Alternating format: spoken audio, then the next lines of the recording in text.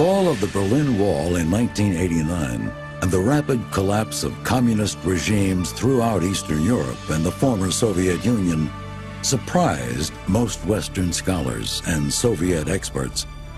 For some, however, it confirmed what they had suspected all along, that communism was a vision of society ultimately doomed to failure. One thinker in particular had spent a lifetime trying to show why communism couldn't work and why trying to force it to work would prove disastrous. Before he was finally vindicated, Friedrich August von Hayek was dismissed, ridiculed, and ignored. Yet, in the end, even defenders of socialism came to concede that he was right. To a remarkable degree, Hayek's personal and professional fortunes and the intellectual battles in which he found himself are also the story of the 20th century. In his 25 books and hundreds of articles, Hayek articulated an elaborate and inspiring vision of the free society. His insights continue to shape how we think about the social and economic problems of our time. Liberty Fund proudly presents A Profile in Liberty, the life and thought of Friedrich August von Hayek.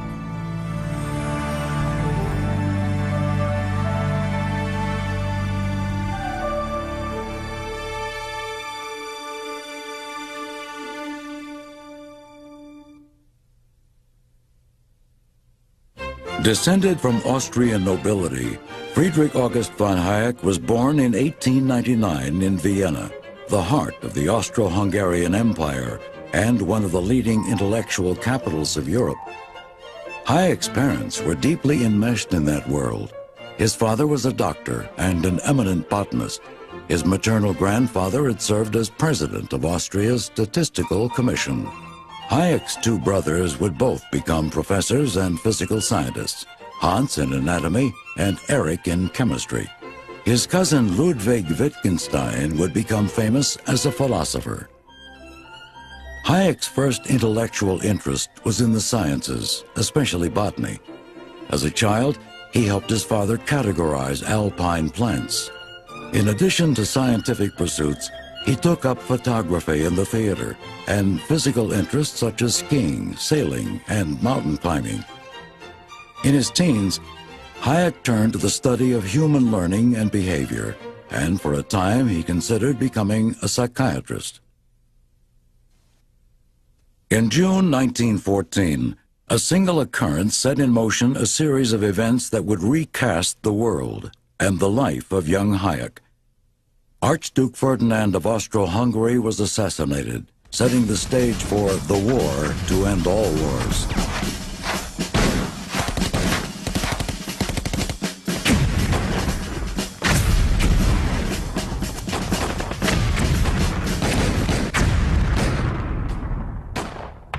World War I's effects were devastating to the old order. The long-standing Austro-Hungarian dynasty of the Habsburgs was out of power. In Russia, the Romanov dynasty had been destroyed, and communism was the new social order. Hayek, like many young Europeans after the war, was drawn to socialism. For Hayek, the appeal of socialism lay in its attempt to solve social ills by applying scientific principles to government planning and control of the economy.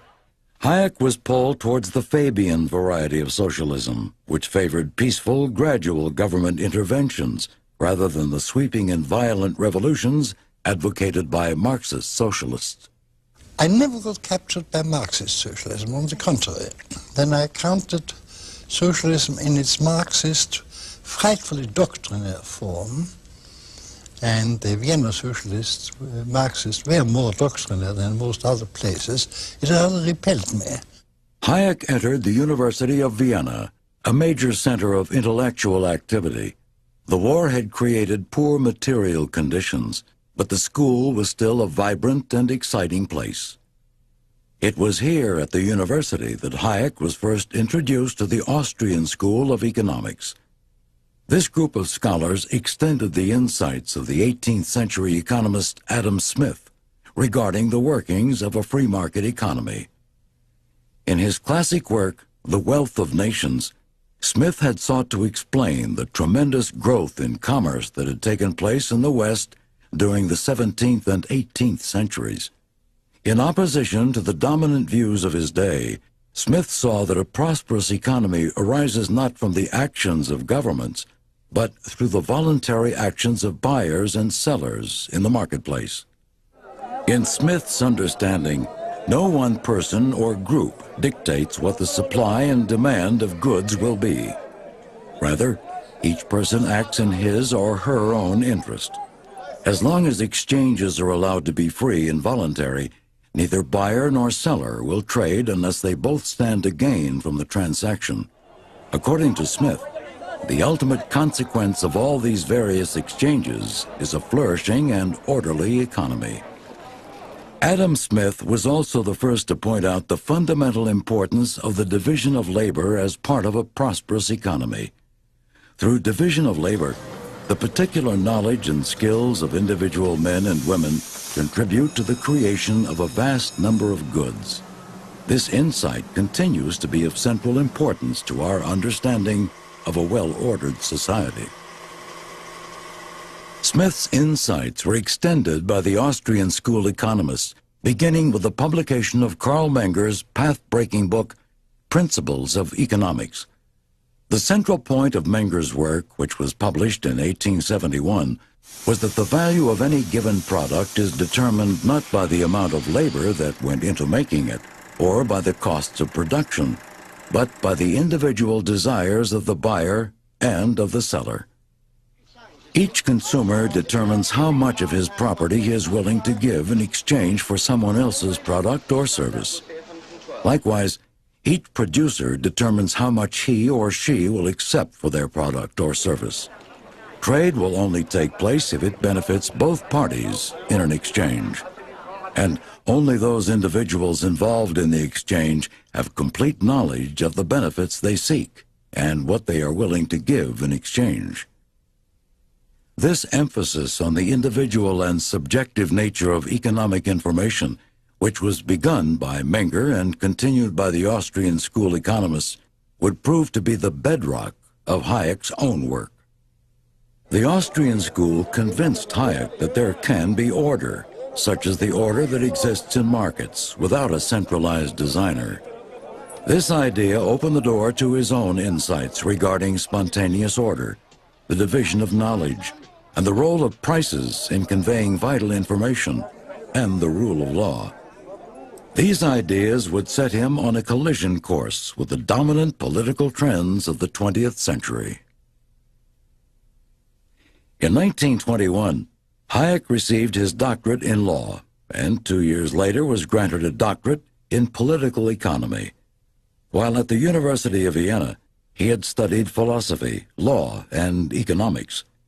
It was shortly after taking his formal degree in political economy that Hayek met Ludwig von Mises for the first time.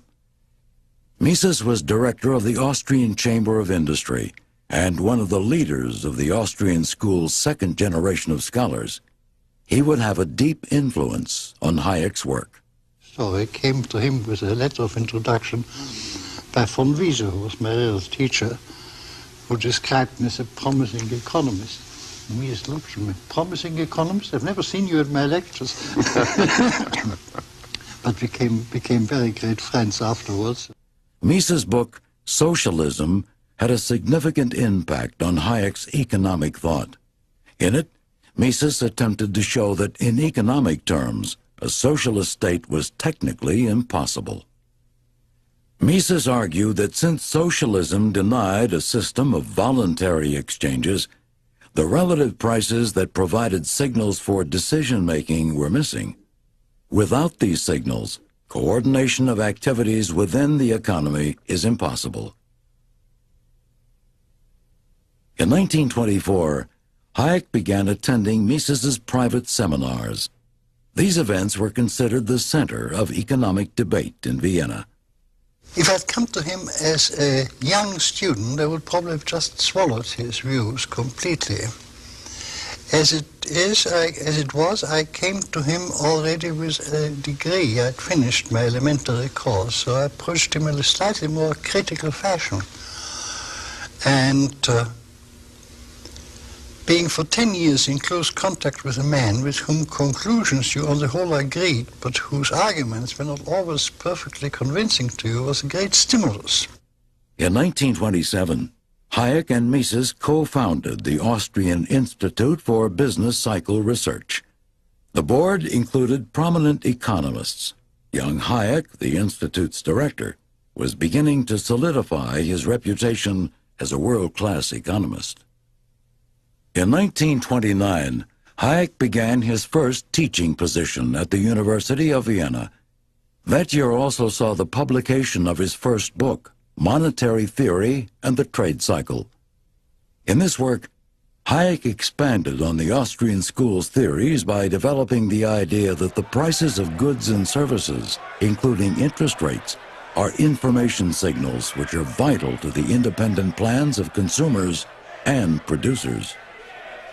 The main point of Hayek's book was that usually these information signals make possible harmonious and spontaneous overall adjustments within the economy. However, government intervention in the economy can cause false or distorted signals, which can ultimately lead to economic ruin. The core of the argument was simple. In a well-ordered economy, prices convey knowledge, and for the economy to function properly, that knowledge must not be distorted by government intervention. This basic idea would set Hayek in direct confrontation with two major trends in economic thinking, socialism and Keynesianism. For Hayek, economic knowledge is dispersed among individuals. This division of knowledge, as it would later be called, makes the central planning desired by socialists impossible. If prices are a way of coordinating the plans of individuals, and those plans can only be known by those individuals, then any order provided by central planning would simply be arbitrary and most likely destructive to economic prosperity. Hayek's insights were also directly at odds with government policies designed to enhance consumption, either through monetary inflation or through government spending. These policies were the very heart of John Maynard Keynes' more moderate interventionism. With his first book, Hayek had rebuffed the two most dominant trends in economic thought. In England, Hayek had come to the attention of Lionel Robbins, who was soon to head the prestigious London School of Economics, or LSE. The LSE was looking for someone intellectually capable of taking on John Maynard Keynes at the University of Cambridge. Robbins invited Hayek to come to England and give a series of 4 lectures. Hayek literally swept the audience off its feet, and he put forward a view of the Great Depression that seemed to be both accurate and complete. Hayek was invited to become a professor at the LSE, and in 1931 he and his family moved to London. Soon Hayek and Robbins, by now a good friend, were emulating Mises by holding their own private seminars. These lively gatherings attracted many international economists. It was during his time at the LSE that Hayek laid down the basis for his larger theory of spontaneous order. Working out the implications of his idea that prices are information signals, he began to extend this insight to the workings of society in general. It is the idea that there can be great orderliness in a society even though there is no one doing the ordering. To achieve this orderliness, however, it was essential that prices be allowed to fluctuate without interference. Societies cannot be organized without the signals that come through a free enterprise system using prices and profits. Hayek thought that prices and profits primarily convey information. Hayek's theory of information or knowledge was groundbreaking. A market is a system of the utilization of knowledge, which nobody can possess as a whole, which only through the market situation leads people to aim at the needs of people whom they do not know, make use of facilities of which they have no direct information, all this condensed in abstract signals, and that our whole modern wealth and production could arise only thanks to this mechanism is, I believe, the basis not only of my economic but as much of my political views. His most important contribution is to extend the paradigm or idea of Adam Smith about division of labor and making it into division of knowledge. You need the market because you need a way in which people can benefit, can capitalize on what they know that's different from other people, and in the course of this capitalizing on their specialized knowledge, they share this knowledge with other people. This linking of the dispersed nature of knowledge with the theory of spontaneous order lay at the core of Hayek's distrust of central planning. In his view, no central planner could gather together enough knowledge to create the same order and richness that occurs spontaneously in a free market.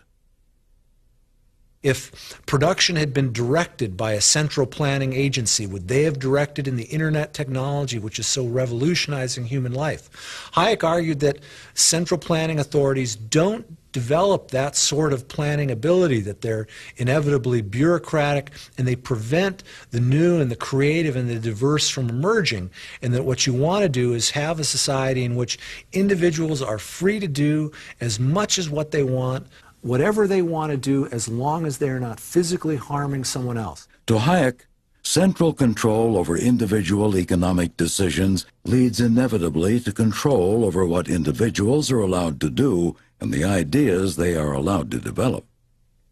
Hatte immer außerordentlich schöne Zitate.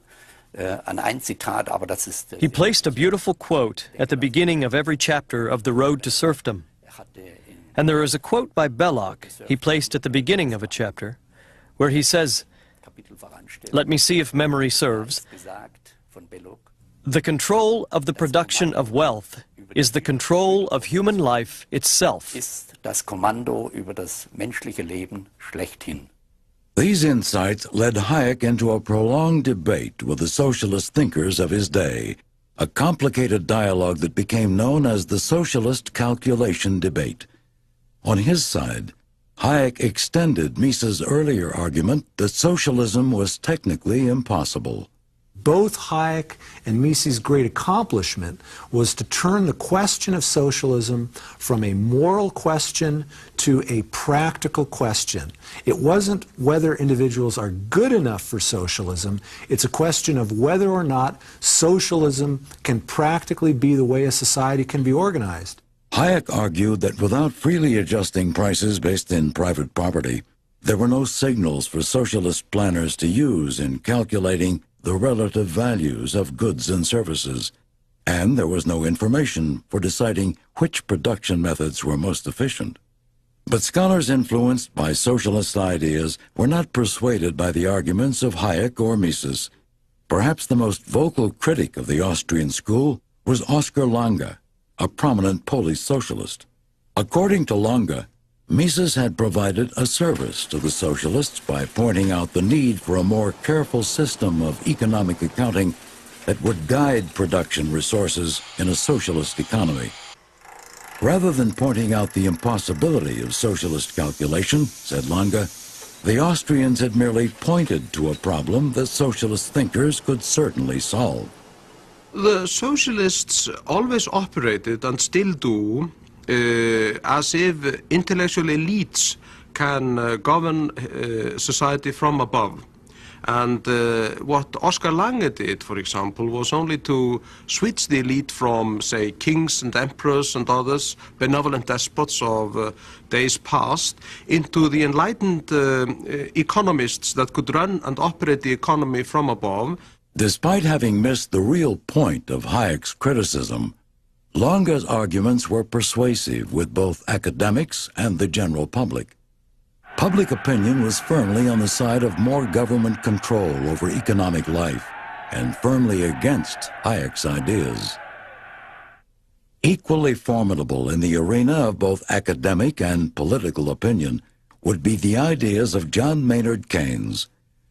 Rather than advocating the complete nationalization of the economy, as the socialists did, Keynes and his followers contended that the government should stimulate economic growth through monetary inflation and through spending on public projects.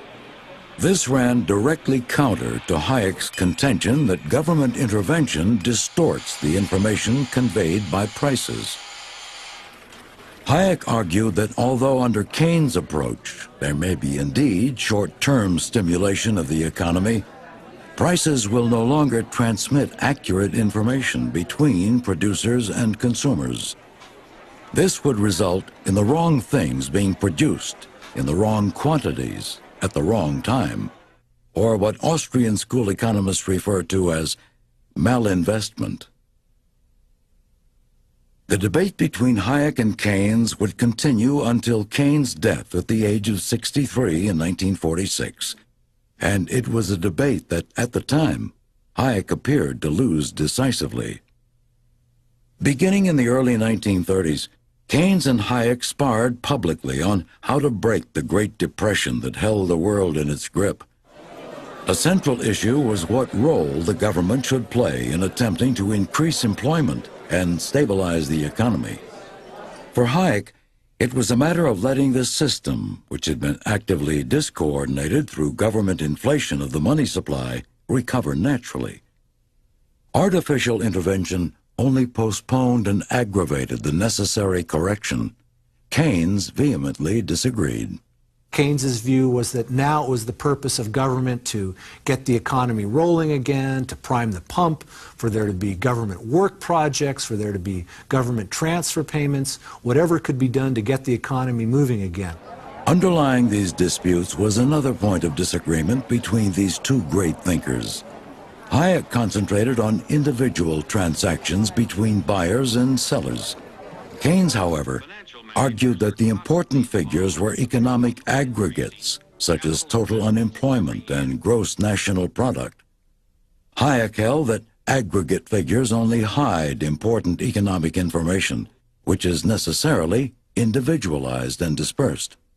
Hayek reviewed Keynes's treatise on money, which had just coming out, just slamming it. And then Keynes responded with a review of Hayek's own book, Prices and Production, which Keynes thoroughly demolished. In the Keynes debate, as in the socialist calculation debate, Hayek pressed the notion that government economic planning was inherently doomed by the knowledge problem. No bureaucrat or central planner could ever possess enough knowledge of individual needs to design an efficiently functioning and prospering economy. For Hayek, the myriad calculations government planners would require in order to address a situation made complete and current knowledge unachievable. In addition, and perhaps more important, the kinds of information necessary for successful planning are impossible to centralize. This information consists of non-scientific, personal, particular knowledge, or what Hayek called knowledge of time and place. His alternative was the spontaneous order of a free market, which efficiently and accurately made these calculations every day. What happens in a modern society is the absolutely unpredictable result of millions of individual decisions going on all the time. I think that's a very interesting idea, and it's powerful because it's so counterintuitive. The Hayek-Keynes debate took a decisive turn in 1936 with the publication of Keynes' famous book, The General Theory of Employment, Interest, and Money. This work, one of the most influential books on economic policy in the 20th century, defined Keynes' attack on classical liberal economics. But despite its significance, Hayek did not mount a public counterattack. He thought that Keynes' latest theory would not succeed, and he knew of Keynes' habit of frequently changing his mind. Hayek would later admit that his failure to publicly respond to the general theory was a serious miscalculation. He would not get another opportunity to publicly debate Keynes on these issues. The greatest boost to Keynes' theories came in America, where voters turned out the staid Hoover for the dynamic Roosevelt. Roosevelt initially gave Keynes' ideas half-hearted support, still hoping to balance America's budget. But with the economic situation worsening, FDR embraced Keynes' ideas and dramatically expanded the role of government in American life. The late 1930s and early 1940s were difficult times for Hayek. In addition to losing the popular verdict on his ideas, Hayek watched as the clouds of major conflict gathered across Europe. One of the most horrific social forces of the century was about to plunge the world into its second global war.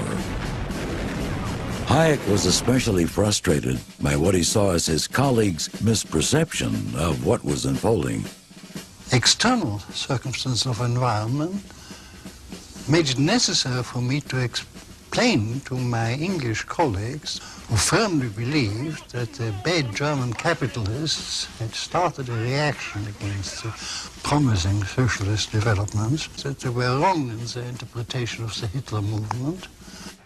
An outspoken opponent of the Nazis, Hayek charged that the evils of National Socialism were of the same variety as the errors of Marxist socialism. They resulted from the negation of liberty and the dehumanization of those who did not fit the bureaucrats' preconceived idea of what society should look like. Fascism was not, as the Marxists and leftists tried to assert, the result of capitalism. It was its very antithesis. Hayek's deep concern about the events of his time were leading him to apply his ideas to a broader social context. World War II had the effect of changing Hayek's focus of interest.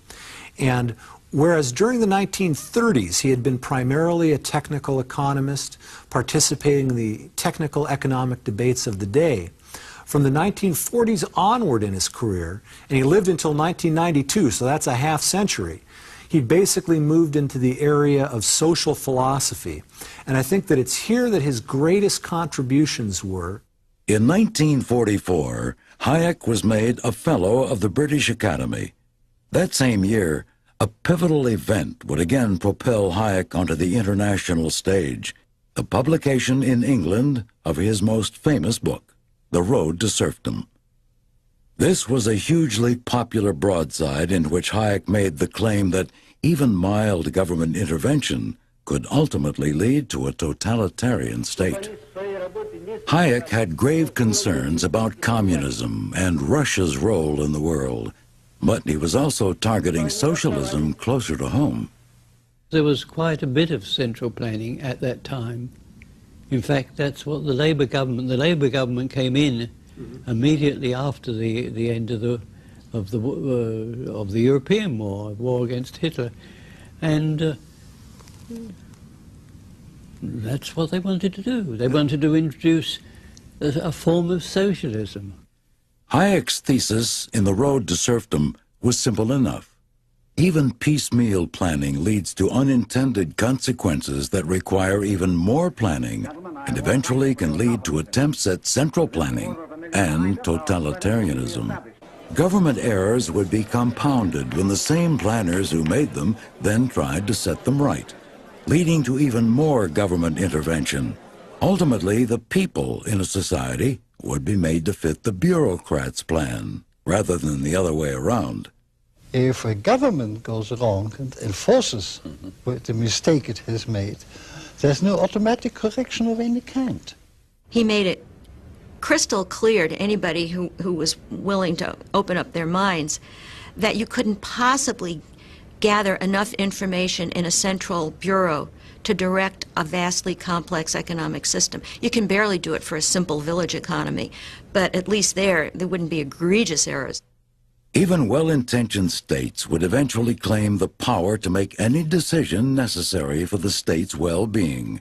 And since morality would at some point be sacrificed to state effectiveness, those who found it easy to make such trade-offs would ultimately rise to the top.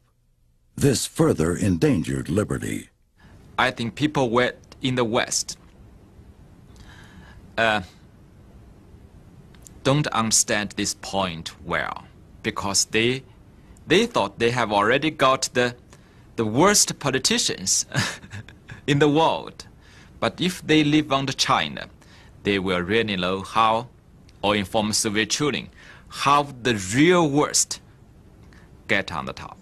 Reaction to the road to serfdom was swift on both sides of the fence. One lecturer told an American audience that Hayek's statement about state intervention leading inevitably to totalitarianism was so obviously untrue that Hayek could not really have meant it. Many others expressed a different view. One Washington Post writer has since suggested that the book was the first shot in the intellectual battle that would turn the tide in favor of conservatism, and many believe it had the ultimate effect Hayek hoped to accomplish. The road to serfdom was not a prediction, it was a warning. It was a warning that if we embarked on a certain road, there would be unintended consequences. The Road to Serfdom has been published in more than 15 languages and has been in active print somewhere in the world since 1944. Although banned behind the Iron Curtain, numerous typewritten copies were in constant circulation. In countries where liberty is not the norm, Hayek's warnings were especially poignant. Both Hayek and his critics have never living under a serfdom, a totalitarian regime, but Hayek has a much better understanding of this kind of society that he never lived under. The book's popularity proved both a blessing and a curse. It did get Hayek's message out, as large numbers of The Road to Serfdom were sold during a frenzied book tour in America. Hayek became genuinely famous in both the United States and Great Britain as a result of The Road to Serfdom, and he became known as the most prominent classical liberal or libertarian-oriented intellectual or scholar in the world. But the enormous popular appeal of The Road to Serfdom masked a widely held academic disdain for its author. He had dared to disagree with the prevailing confidence of academics in socialism. And I think that was one of his outstanding characteristics, was that he was willing to take unpopular views and persevere with them, even when he would be ridiculed and criticized by his colleagues and peers for doing so. I think it's probably one of the best examples of well-reasoned argumentation I've seen in the 20th century, but it was considered unscientific polemic. He'd had such a rough handling. I mean, he was not widely welcomed. I would ask academics to meet him, and some would do so, but some academics would say, I don't want to be that man. Hayek had known that he would suffer as the result of writing the book. It came in America just at the end of the great enthusiasm for the New Deal. And it was treated, even by the academic community, very largely as a malicious effort by a reactionary to destroy high ideals. With the result that my reputation was down to bottom, even among the academics. Labor was elected overwhelmingly in the general elections of 1945 and proceeded to move in exactly the opposite direction to that which Hayek had recommended. Many industries were nationalized, a vast welfare state was established. On the world stage, free market ideas were rapidly losing ground to Keynesian theories. This was in part the result of the popular perception that economic planning during the war had successfully mobilized resources and could do so in times of peace. Hayek, however, argued that equating a peacetime economy with wartime planning was a fundamental error. But the tide of academic opinion was solidly against him. Hayek recognized the need to preserve the ideas of classical liberalism. So he decided to create an international society of scholars to encourage renewed exploration into the political, economic, and cultural foundations of a free society. This gathering became known as the Mount Pelerin Society. Hayek felt like that the whole world was going socialist immediately after World War II, and he felt like there was a desperate need to at least establish some connections between those who still held classical liberal notions. And so he got the Montpellier Society organized in 1947. Und da hat Hayek durch diese große Sammlungsbewegung, Hayek, through this grand assembly or gathering, overcame the isolation of individuals and united liberal scholars from history, political science, economics, and philosophy, all of whom felt motivated to defend the free society. zusammengebracht hat, die alle dem Axiom der Freiheit sich verpflichtet fühlten. In 1947, the group met in a small town in the Swiss Alps. The first conference lasted 10 days. That first meeting, and the larger one that followed it in 1949, brought together intellectuals from a world still devastated by the recent war. This meeting was the first time that Germans had met with Americans since the war, that some Hollanders, Netherlands people had met with Germans since they'd been in concentration camps. There were many emotional events or scenes that took place. Hayek served as president of the Mont Pelerin Society until 1960, then as honorary president until his death. His vision of an ongoing formal gathering of like-minded intellectuals was realized. In 1955, Anthony Fisher, whom Hayek had met almost 10 years before, asked Hayek for advice on how to effect change in the direction of increased freedom. Hayek said to him that he should emphasize ideas, that ideas were far more important than practical political activity. Hayek famously said, keep out of politics. That was Fisher's idea. Fisher's idea was to get into politics and change things. Government were corrupt. I have observed in some of my best friends who, as a result of the war, got tied up in government work, and they've ever since been statesmen rather than scholars. As the result of his conversations with Hayek, Fisher founded the Institute of Economic Affairs in Britain. Fisher wasn't certainly an intellectual. I mean, he was a simple, really was a basic practical farmer, you know, with dirt under his nails and all that kind of stuff. And so he eventually got round to meeting me and a few others and putting up a small sum of money to get the IEA started. I mean, we were a child of Hayek, absolutely. Hayek believed that resources should support education.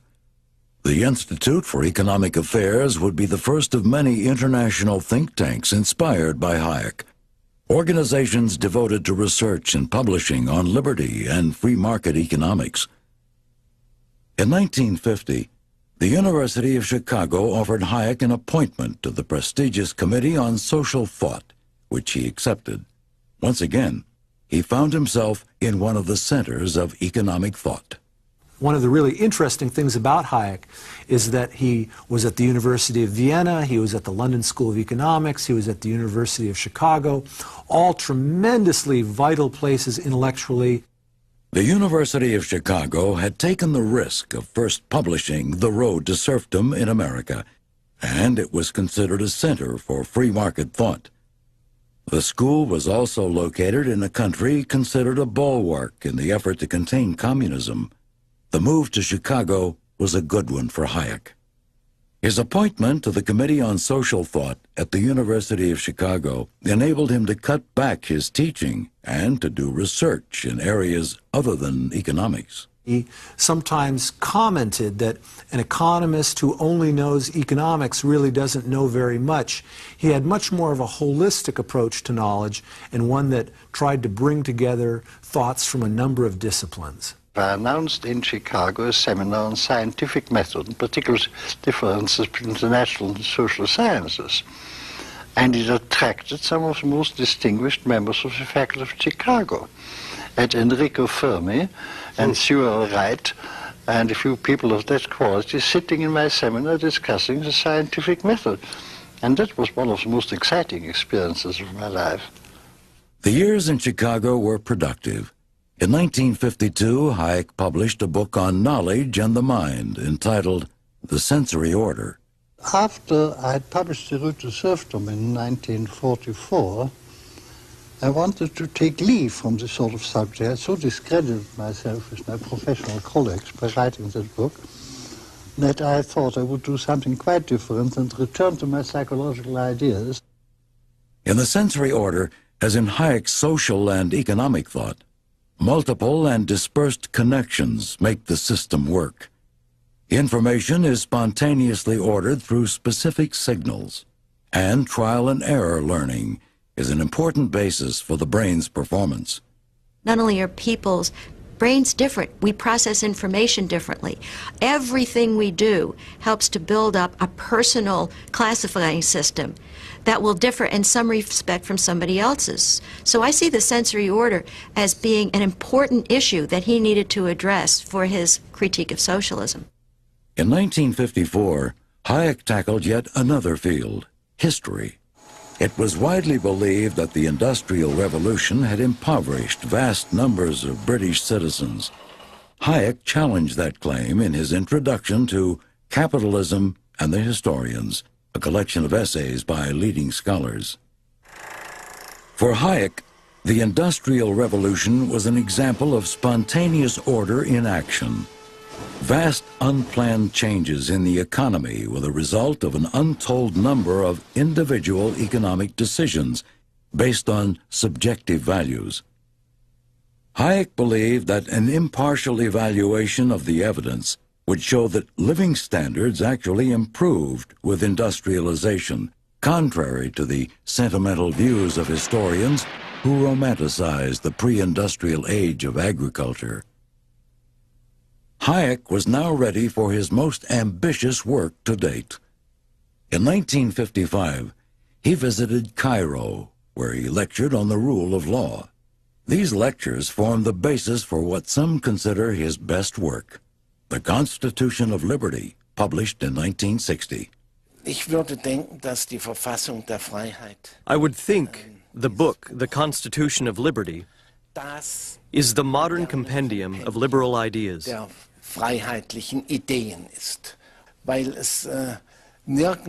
Nowhere is the importance of a free society for our civilization as well stated as in this book.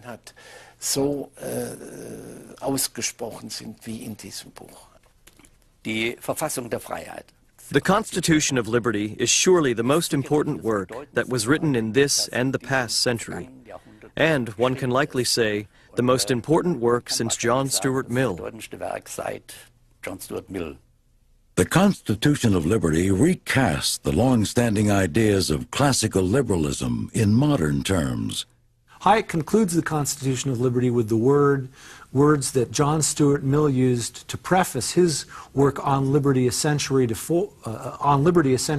that the grand leading principle toward which every page in this book leads is the promotion of human diversity in its richest potential. According to Hayek, the role of the state is to ensure freedom and human progress through the rule of law.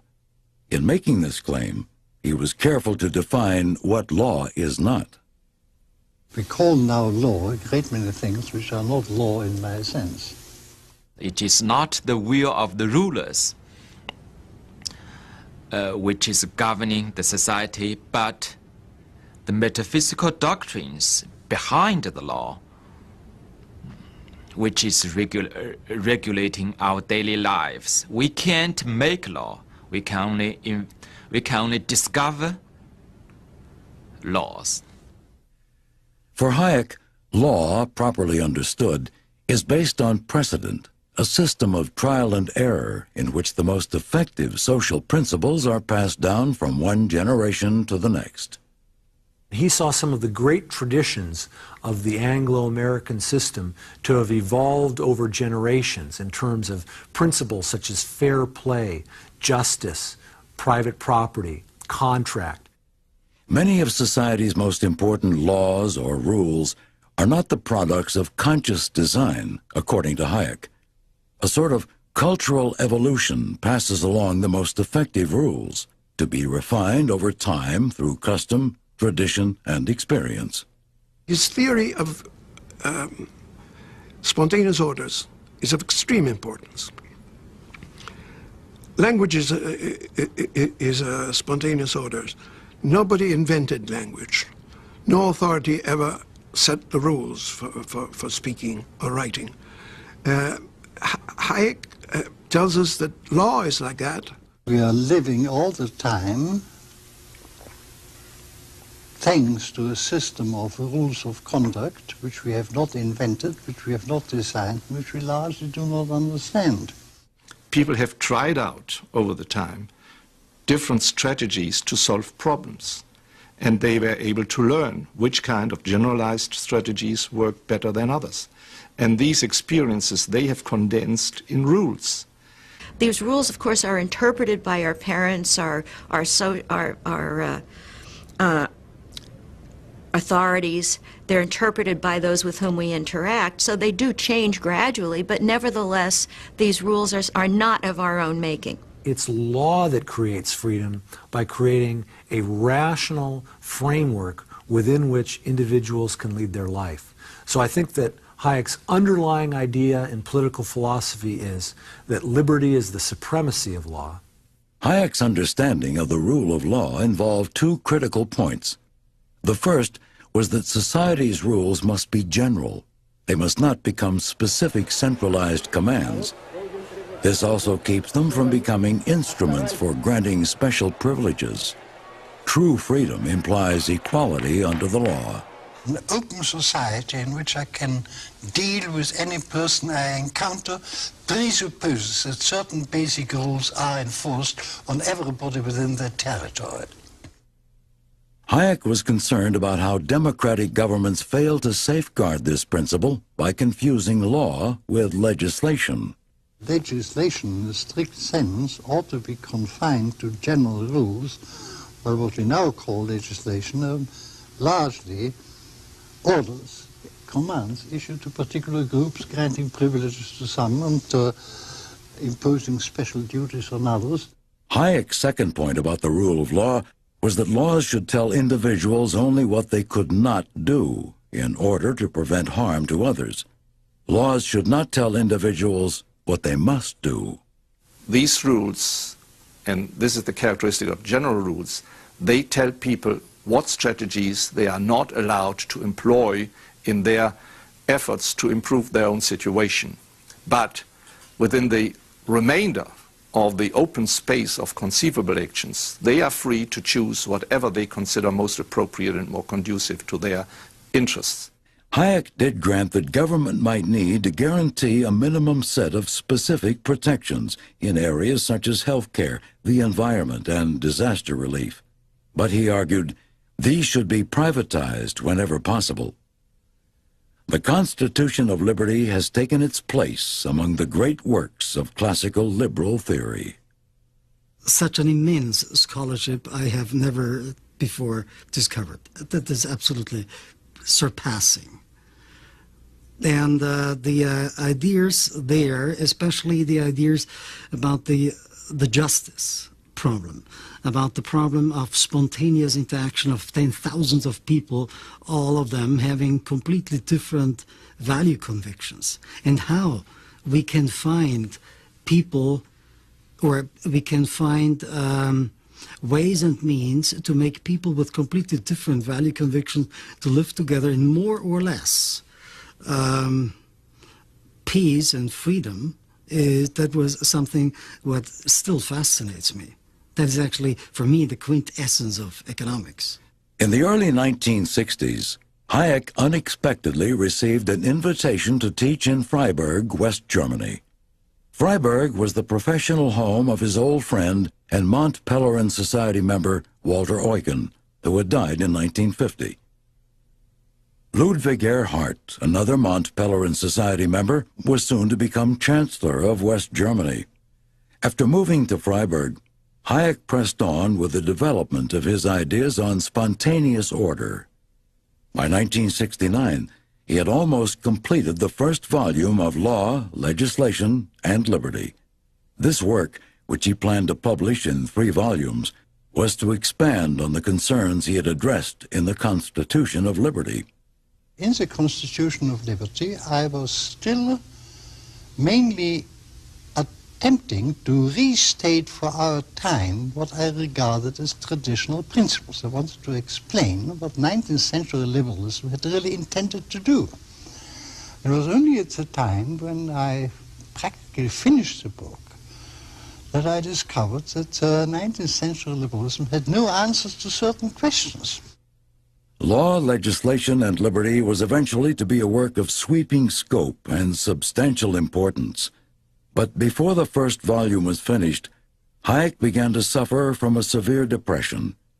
Years of standing against the academic and political mainstream were apparently taking their toll.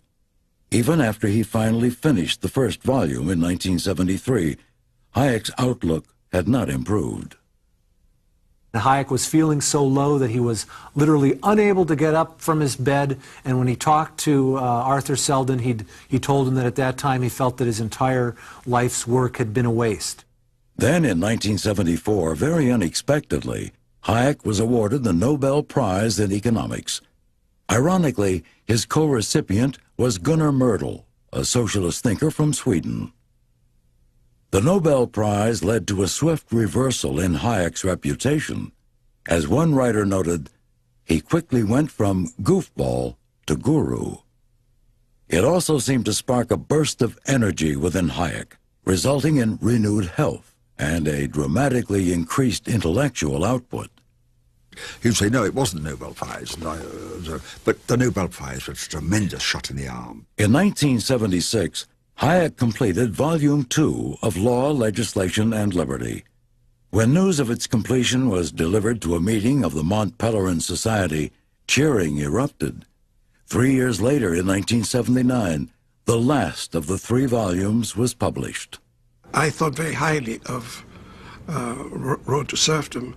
I knew how important it had been historically.